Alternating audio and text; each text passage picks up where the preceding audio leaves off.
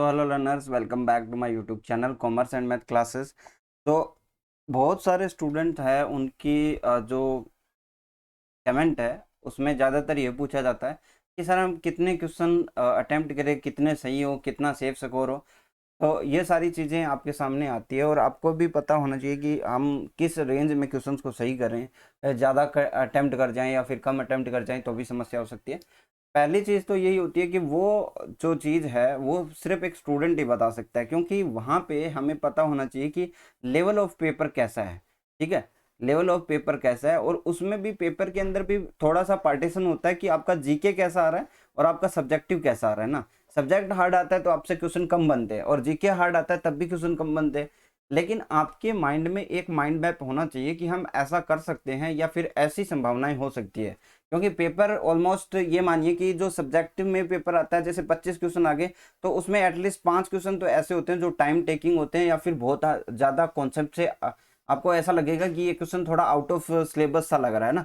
लेकिन ये 5 question hard होते हैं, ठीक है, लेकिन फिर भी कुछ क्वेश्चन आसान भी होते हैं। अगर ये मानिए कि अगर सभी क्वेश्चन हार्ड होते, अगर हर क्वेश्चन हार्ड होता, तो आपकी जो कट ऑफ है वो 60 भी नहीं पकड़ पाती या 65 भी नहीं पकड़ पाती।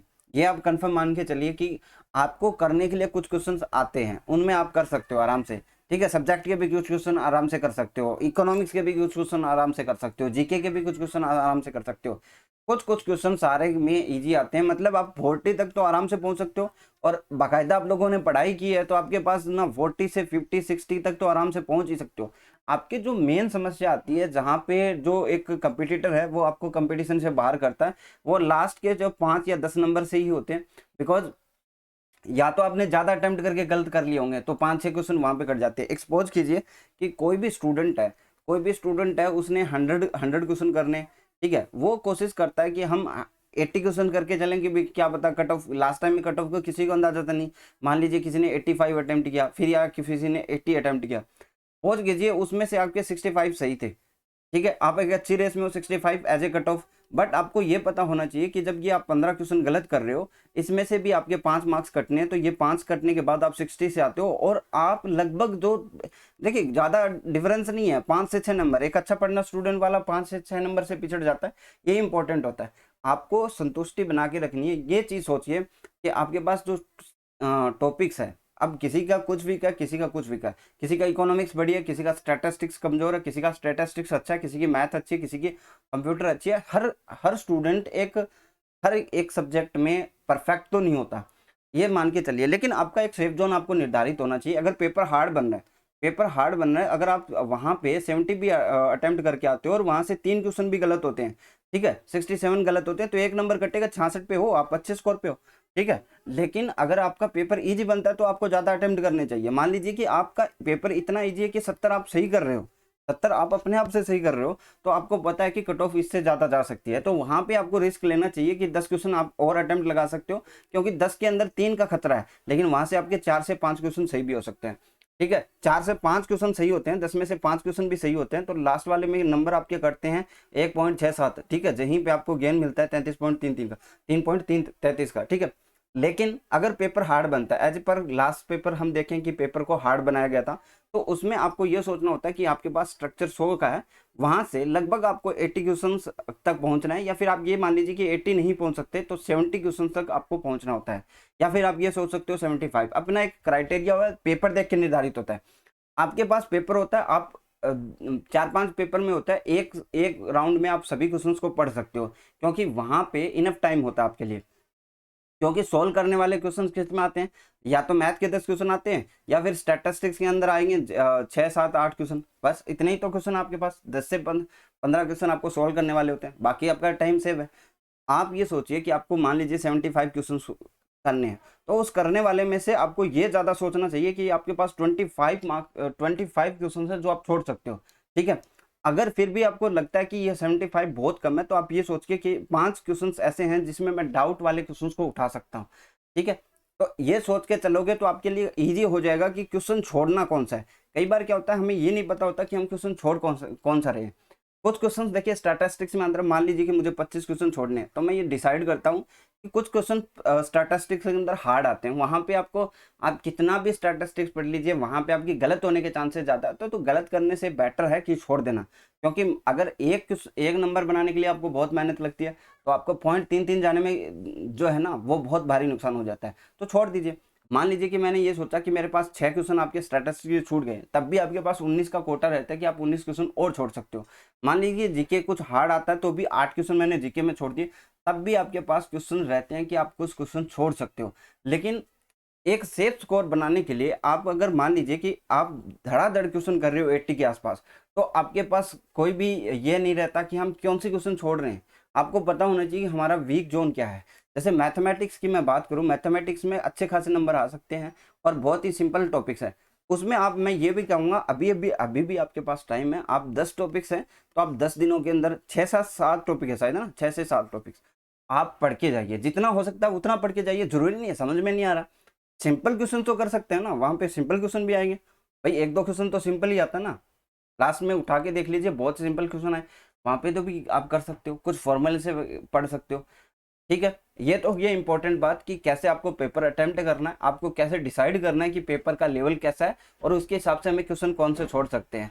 नेगेटिव मार्किंग आपको तबाह कर सकती है, ये कन्फर्म है। जो पढ़ने वाला स्टूडेंट है उसकी बात कर रहा हूँ मैं। अगर मान लीजिए कि आप ऐसे ही पेपर देने जा रहे हो तो आप 100 में से 100 मार्क किया हो तो भी आपको कोई फर्क नहीं पड़ने वाला, क्योंकि आपके जो आप पास नहीं हो सकते है ना, आप तुक्के मार के तो पास नहीं हो सकते। लेकिन जिस स्टूडेंट ने पढ़ा है, उसने मेहनत की है, अगर वो मान लीजिए 60 से 65 क्वेश्चन अच्छे से बना पा रहा है, ठीक है, इतनी तैयारी के बावजूद, तो आपको पता होना चाहिए कि पेपर का लेवल हार्ड है, तो कट ऑफ भी इधर आसपास ही जाएगी।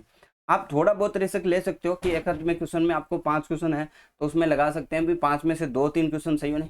कुछ क्वेश्चन ऐसे आते हैं जिसका हमें पता नहीं होता, फिर भी हम तुक्के मारते हैं, तो वो एकदम सरासर गलत हो जाती है, क्योंकि ये एक लेवल का एग्जाम है। ठीक है, ये आपका छोटा मोटा एग्जाम नहीं है, वहां पे तुक्के मारोगे आपके सही बैठ जाएंगे, ऐसा नहीं होता ना।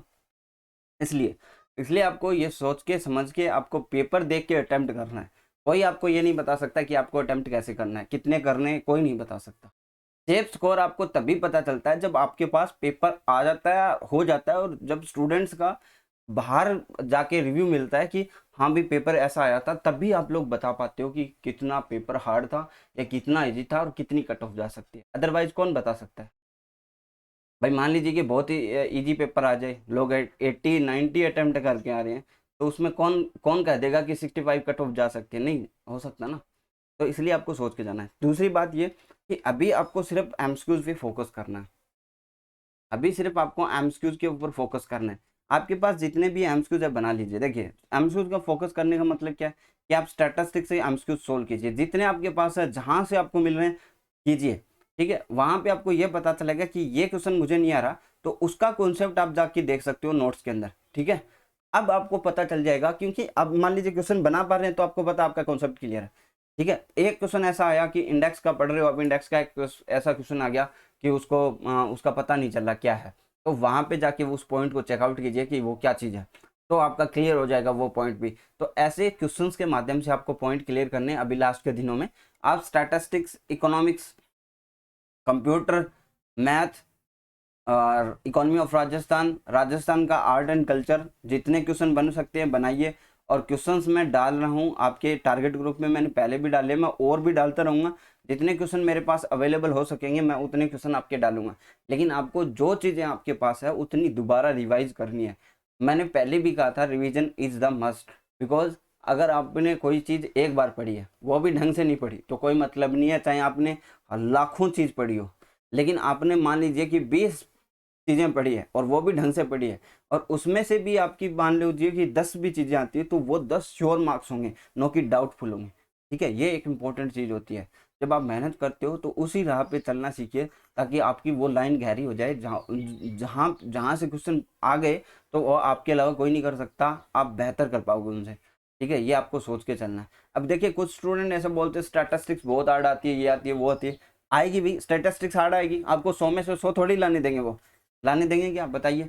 अगर आपको स्टैटिस्टिक्स हार्ड अभी तो देते हैं कि 100 में से उन्हें, जीके क्यों देते हैं, जीके से कम होते हैं भाई। मान लीजिए कि आप 10 क्वेश्चन तो ऐसे आ ही जाते हैं जीके के या फिर सब जीके मिला के कि आप 10 क्वेश्चन छोड़ पाओ, और यहीं से आपके 5 से 6 क्वेश्चन वो स्टैटिस्टिक्स के देखते हैं कि आप ना बना पाए, ठीक है। 15 से 16 क्वेश्चन ऐसे हो जाते हैं, और इसी में से 5 से 6 क्वेश्चन स्टूडेंट जो है खुद की गलतियों से करता है, तो वो बात वहीं पे आ जाती है, ठीक है, कि आपके जो है नंबर आपने सही क्वेश्चन किए बेहतर, उसमें से आपके गलत हो रहे 4, तो आपको 68 मार्क मिले, है ना, वही चीज़ आ जाती है, वहीं पे आपके क्वेश्चन हार्ड होते हैं।